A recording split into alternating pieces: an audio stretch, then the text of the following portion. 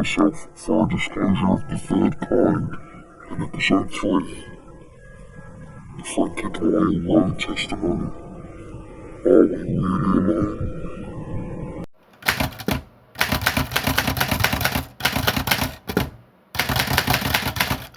Hello there everyone, and welcome back to another episode of Disclosures of the Third Kind. In this episode, I'm actually going to be looking at one of the most interesting parts of the Roswell case, the eyewitness testimony. Now, it's very important. There's many reasons why it's very important, but the most important part of it is Frankie Dwyer Rowe's admission, like many others. Frankie Dwyer Rowe was threatened by a CIC individual. Through my research, I've been led to believe that it was a CIC plainclothes individual. That's counterintelligence. But we will go into this later on in the video.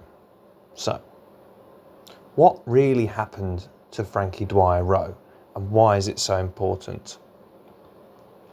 In early July 1947, somewhere between the 2nd of July and 3rd, it's more likely to be on the 2nd in my investigation, as I've been led to believe through all the research I've conducted. The testimony begins to converge around the Roswell crash itself. One of the most striking witnesses connected to this period is Frankie Dwyer Rowe. Frankie's father, Dan Dwyer, worked for the Roswell Fire Department.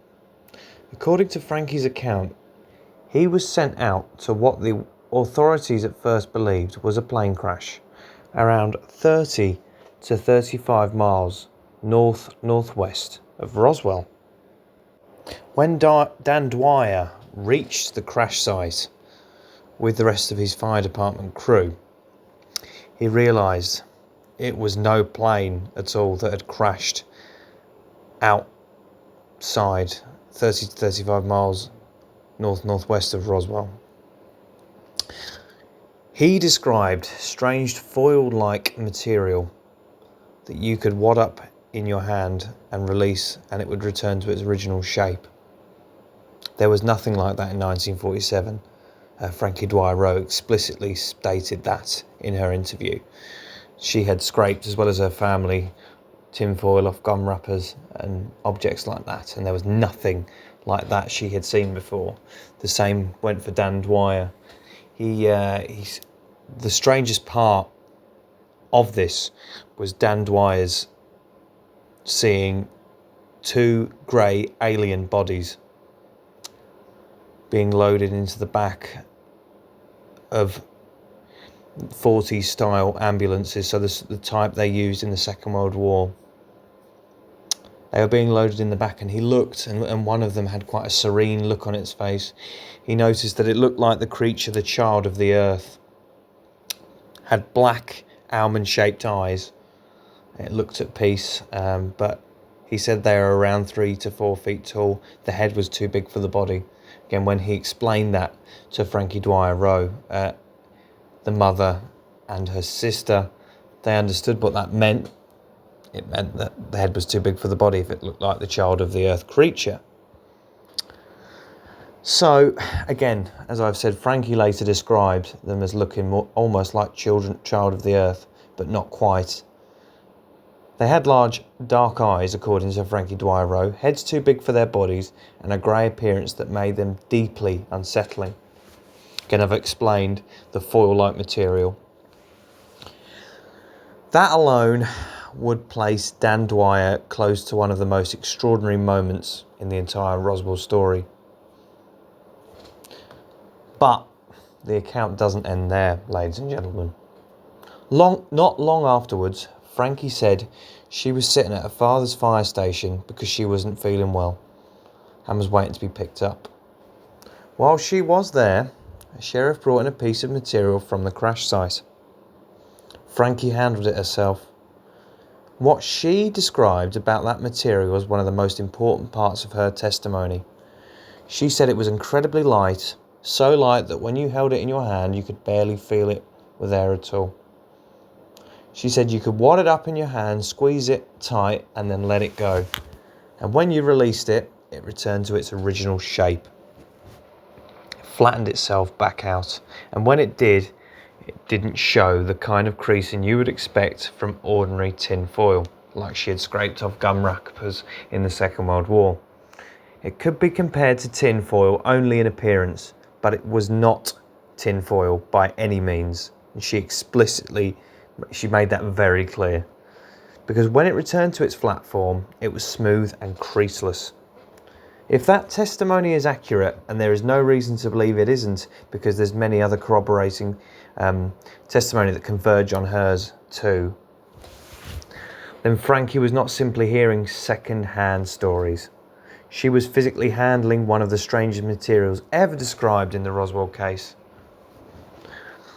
Then came the most important part of the case, the threat. Frankie said that a few days later, around 3 or 4 days after the event had occurred, most likely when the press release was put out that the Roswell Army Airfield had captured a flying disc and then retracted saying it was just a weather balloon, military officials came up the driveway to the house in a military vehicle. With them was a man in plain clothes. My own conclusion is that this man was most likely Counterintelligence Corps, CIC, that is, or perhaps connected to intelligence in some other way. Some people would call this a man in black encounter, and perhaps it was. He certainly fits the pattern. But however we describe him, what matters is what he did. According to Frankie, this man was extremely threatening. He said he wanted to speak to the person who had been at the crash site and had handled the material. Frankie answered and said, "Yes, I was there." And he said, "No, you weren't."